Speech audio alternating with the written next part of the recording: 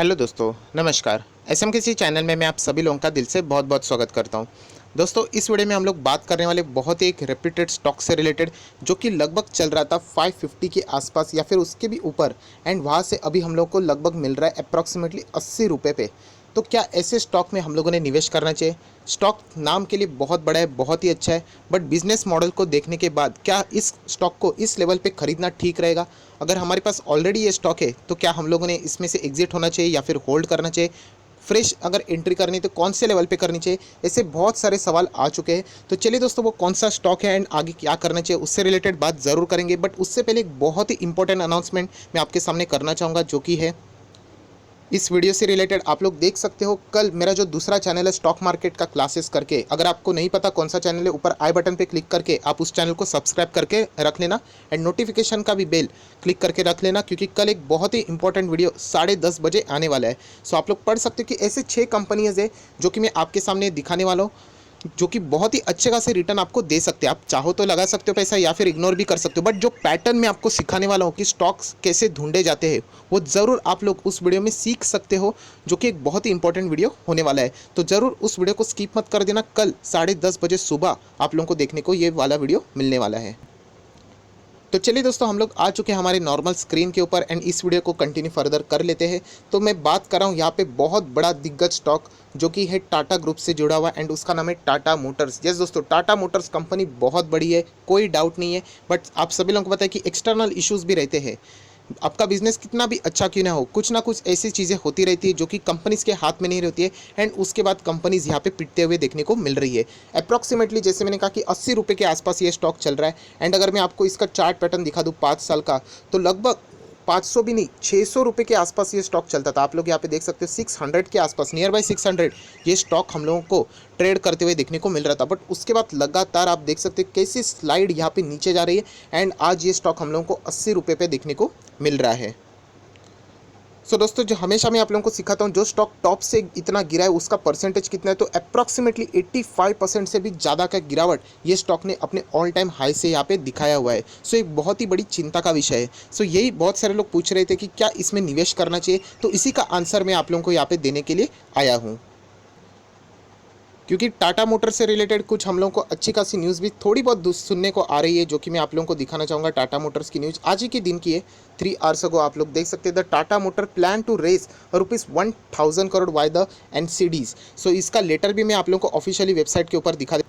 तो आप लोग यहाँ पे देख सकते हैं, ये है टाटा मोटर्स का लेटर, जो कि बीएससी के ऑफिशियल वेबसाइट पे आप जाके चेकआउट कर सकते हो। एंड उन्होंने सेम चीज़ यहाँ पे बताई है कि यहाँ पे वो 1000 करोड़ रेज करने की बात करें वाया द एनसीडीज। आप देख सकते हैं नॉन कन्वर्टेबल डिबेंचर से रिलेटेड ये सारी चीज़ें वो प्लान आउट कर रहे हैं। सो न्यूज़ तो फिलहाल सुनने के लिए अच्छी तो लग रही है, बट हम लोगों ने जैसे कहा है कि इसका अर्थ ये नहीं होता कि स्टॉक में हम लोगों ने निवेश करना चाहिए या नहीं। क्योंकि अगर स्टॉक में निवेश करना है तो बहुत सारी चीज़ों को हम लोगों ने चेक करना होता है, जैसे कि अभी की फ़िलहाल की सिचुएशन आप सभी लोगों को पता है, लॉकडाउन की स्थिति में है, कोरोना वायरस बढ़ते चला जा रहा है। ऐसा लग ही नहीं रहा है कि लॉकडाउन कब जल्द ख़त्म हो सके, ऐसे कोई आशा की किरण भी नज़र नहीं आ रही है। सो जितना ये चीज़ें स्ट्रेच होगा, आप सभी लोगों को पता है कि टाटा मोटर्स किस में आती है, तो लग्जरी चीज़ों में आती है। गाड़ियाँ खरीदने की कोई नेसेसिटीज़ नहीं है। जैसे कि मैंने आप लोगों को बताया था कि एफएमसीजी सेक्टर, खाने पीने की चीज़ें, फार्मा सेक्टर, मेडिसिन, ये सारी चीज़ें, कुछ भी हो जाए, वॉर हो जाए, लॉकडाउन हो जाए, आगे भी कुछ चीज़ें हो या ना हो, ये हमेशा आप लोगों को चलती हुई देखने को मिलेगी, क्योंकि वो इसेंशियल है, उनकी ज़रूरतें हम लोगों को पड़ती है चाहे कुछ भी हो जाए। सो ऐसी अगर हम लोग बात करें टाटा मोटर्स की, ये तो ऑटो सेक्टर में आने वाला है, एंड ऑटो सेक्टर तो लग्जरियस यूनिट को माना जाता है। सो अगर आप लोगों को पैसा दिया जाए एंड आप लोगों को सबसे पहले प्रेफरेंस दिया जाए, तो आप खाने पीने की एंड मेडिसिन की और बढ़ोगे, ना कि लग्जरीज चीज़ के ऊपर। तो ये चीज़ आप लोगों ने यहाँ पे ज़रूर नोट डाउन करनी चाहिए कि सिर्फ प्राइस 84 का 100 जाएगा, 150 जाएगा, तो ऐसा नहीं सोचना है। आपको लंबी दूरी की बात सोचनी है, एंड फिलहाल की सिचुएशन को देख के ऑटो सेक्टर हम लोग को बहुत ही ज़्यादा प्रेशर में देखने को मिल रहा है। उसी के साथ साथ अगर मैं टाटा मोटर्स की बात करूँ, जो आप लोग पूछ रहे थे कि कोरोना वायरस तो अभी है, अगर मैं आप लोगों को इसका 1 साल का भी चार्ट पैटर्न दिखा दूँ, 1 साल का चार्ट पैटर्न मैं ओपन करूँगा। सो इस 1 साल के भी चार्ट पैटर्न का हम लोग देख सकते हैं कि टाटा मोटर्स यहाँ पे कंसिस्टेंटली प्रेशर में ही रहने वाला स्टॉक हम लोग को देखने को मिला था। उसी के साथ साथ 5 साल का चार्ट पैटर्न भी आप देख सकते हो। देखिए, कोरोना वायरस की स्थिति तो यहाँ पे थी, बट उसके पहले की अगर हम लोग बात करें तो इतने बड़े जो गिरावट है, इसके पीछे का राज क्या है, तो आप सभी लोग पता है कि ऑटो सेक्टर में बहुत सारे रिफॉर्म्स लाए गए थे, रजिस्ट्रेशन से रिलेटेड बातें की गई थी, BS6 इंजिन की नई बातें की गई थी, इलेक्ट्रिक व्हीकल को बढ़ावा दिया जा रहा था। तो ये सारी चीज़ों की वजह से ऑटो सेक्टर की जो पुराने यूनिट्स थे यहाँ पे कोई भी खरीदने के लिए तैयार न थे, एंड इसीलिए ये स्टॉक्स कंसिस्टेंटली नीचे जाते हुए हम लोग को देखने को मिले हैं। तो ये बात ज़रूर याद रखना चाहिए कि सिर्फ अभी कोरोना वायरस का इम्पैक्ट तो यहाँ है, बट उससे पहले भी ऑटो सेक्टर बहुत बड़ी दिक्कत में। एंड अगर हम लोग सरकार की ओर से चीज़ें भी देखते हैं तो इंफ्रा के लिए कुछ ना कुछ चीज़ें आती है, बैंकिंग सेक्टर के लिए आती है, एनबीएफसी के लिए आती है, बट ऑटो सेक्टर के लिए अभी भी कोई भी डायरेक्टली राहत पैकेज हम लोग को देखने को नहीं मिला है। तो इसी के कारण ऑटो सेक्टर कंसिस्टेंटली पिटते हुए हम लोग को देखने को मिला है। उसी के साथ साथ अगर हम लोग बात करें टाटा मोटर्स की ही, तो आप सभी लोगों को पता है JLR, Jaguar and Land rover, ये है उनकी सबसे बड़ी यूनिट। मतलब यहाँ से सबसे ज़्यादा पैसा आता है, हम लोग ऐसे भी बोल सकते हैं। बहुत ही लग्जरियस गाड़ी होती है, 60 लाख, 1 करोड़, इतनी महंगी महंगी गाड़ियाँ रहती है। एंड इनका बिग मार्केट था चाइना। यस दोस्तों, चाइना में सबसे ज़्यादा इनकी डिमांड थी, यूरोपियन कंट्रीज़ में भी बहुत ही ज़्यादा इनकी डिमांड थी। बट आप सभी लोगों को पता है कि कोरोना वायरस की शुरुआत कहाँ पे हुई?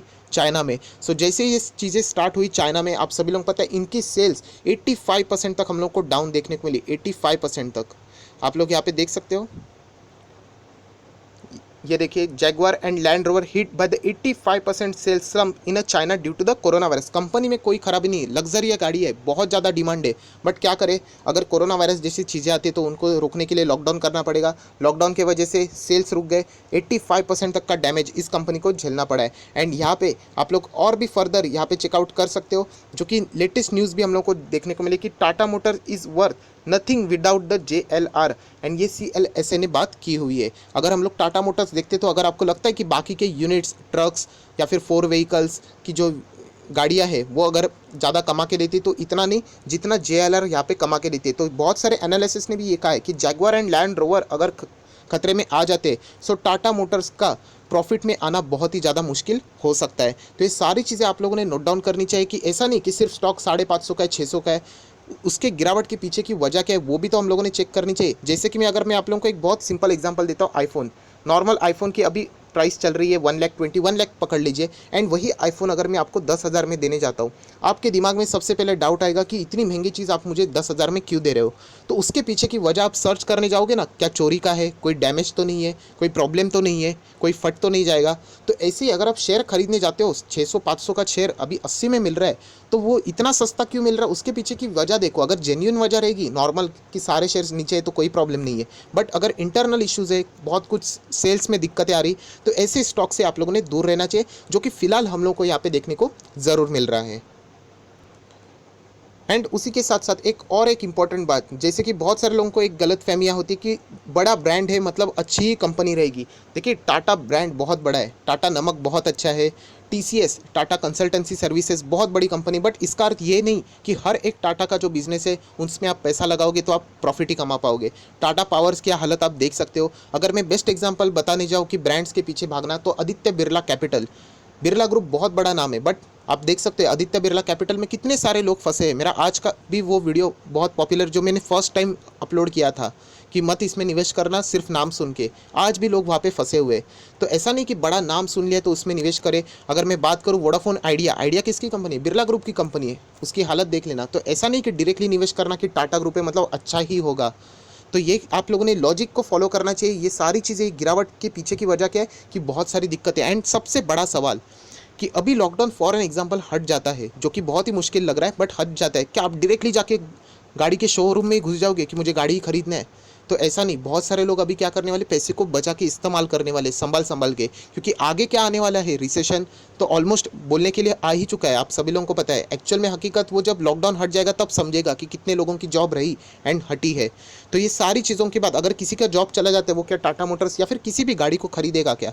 ये लॉजिक आप लोगों ने इस्तेमाल करना चाहिए, ना कि सिर्फ शेयर प्राइस 80 पे मिल रहा है, 550 का, 600 का, इसलिए उसमें एंटर करना चाहिए। और दोस्तों एक बात याद रखना कि फेयर ऑफ मिसिंग आउट, बहुत सारे लोगों को ऐसा लगता है कि 80 का स्टॉक चलो 150 आ गया, अरे गया मौका गया, अच्छा खासा खरीद लेते। ऐसा नहीं है, लॉन्ग टर्म की बातें याद रखनी चाहिए।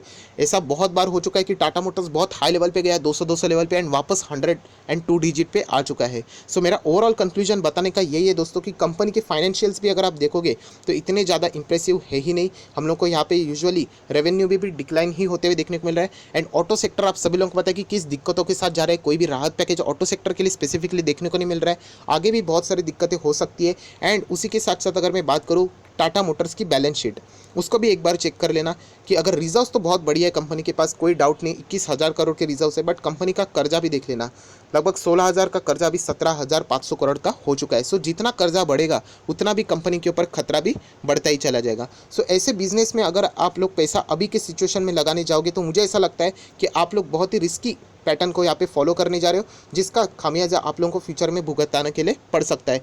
मैं एक बार क्लियर करना चाहता हूँ, इससे पहले भी मैंने कहा था कि जो लोग रिस्क लेना पसंद करते हैं उनके लिए टाटा मोटर्स, मदरसन सुमी ये कंपनी बिल्कुल सही कंपनी है, जो रिस्क लेना चाहते हैं। बट जो लोग रिस्क लेना डरते हैं, जिनके पास लिमिटेड पूंजी है, बहुत ही कम पूंजी है, तो ऐसे लोगों ने ऐसे स्टॉक में नहीं गिरना चाहिए जहाँ पे आगे भी लॉकडाउन के बाद एक क्वेश्चन मार्क रहने वाला है। सो इन सारी चीज़ों को अगर आप स्टडी करोगे तो आपको खुद ब खुद अभी दिल से आवाज़ आएगी कि क्या आप लोगों ने ऐसे स्टॉक में निवेश करना चाहिए या नहीं। सो वीडियो को क्लोज करने से पहले और एक इंपॉर्टेंट पॉइंट दिखाना चाहूँगा, जैसे कि हुई टाटा मोटर्स के प्रोडक्ट्स। यहाँ पे ऑटोमोबाइल्स है, स्पोर्ट्स कार है, कमर्शियल व्हीकल्स है, बसेस है, बट अगर हम लोग यहाँ पे देखते हैं कि अच्छे अच्छे कॉम्पिटिटर्स टाटा मोटर्स को यहाँ पे मिल रहे हैं। अगर मैं बस की बात करूँ तो अशोक लेलैंड बहुत बड़ा लीडिंग कंपनी है बस से रिलेटेड। अगर मिलिट्री व्हीकल्स की भी बात करें तो बीच में अशोक लेलैंड ने एक अच्छा खासा टेंडर भी हासिल किया था टाटा मोटर्स से। तो ऐसी सारी चीज़ें हम लोगों को यहाँ पे देखने को मिल रहा है। ऑटोमोबाइल सेक्टर में तो आप सभी लोगों को पता है कंपटीशन बहुत ही ज़्यादा है, मारुति बहुत लीडिंग बड़ी कंपनी है। तो ऐसे सिचुएशन में यही कहना चाहूँगा कि अगर आप इस कंपनी को सिलेक्ट करना चाहते हो तो बहुत ही बड़ा रिस्की पैटर्न में आप लोग निवेश करने यहाँ पे जा रहे हो। सो फाइनल कंक्लूजन यहाँ पे करे तो क्या करे, तो सबसे पहली बात मैं आप लोगों को बताना चाहता हूँ, अगर आपके पास ऑलरेडी ये शेयर है एंड अगर आपने अभी तक होल्ड किया तो मुझे लगता है कि आप आगे भी होल्ड ही करोगे, तो आप लोगों ने होल्ड ही रखना चाहिए। अगर मैं बात करूँ फ्रेश बाइंग की, तो यहाँ पे फ्रेश बाइंग के लिए मैं तो यहाँ पे मना करूँगा। जो लोग रिस्क लेना चाहते हैं उनको मैंने ज़रूर, जब ये स्टॉक 60-70 पे आया था तभी मैंने कहा था, बट किसके लिए, रिस्क वालों के लिए। कंपनी खराब नहीं है, वापस बताना चाहता हूँ, बट सिचुएशन ही ऐसी हो गई कि करे तो क्या करे, अभी बंद करना पड़ रहा है। कंपनी अच्छी खासी तो थी, इसीलिए तो चल रही थी बहुत ज़बरदस्त, बट कोरोना वायरस आप देख सकते हो। मैं आपको दिखाना चाहूँगा 1 साल का चार्ट पैटर्न। कंपनी ने रिकवरी देखी, अच्छा खासा किया था, कंपनी बहुत अच्छा खासा आ चुकी थी, 200 तक आ चुकी थी, बट कोरोना वायरस जैसे ही सामने आया आप देख सकते हो कितना ज़बरदस्त फटका इस कंपनी को यहाँ पे लगा है। सो लॉकडाउन के बाद भी ऑटो सेक्टर को रिकवर होने के लिए टाइम लग सकता है, एंड इसीलिए टाटा मोटर्स एटलीस्ट अगर ये डेट फ्री होती तो हम लोग कह सकते कि चलो थोड़ा बहुत तो यहाँ पे निवेश करें, बट यहाँ पे निवेश करना खतरे से खाली बिल्कुल भी नहीं है।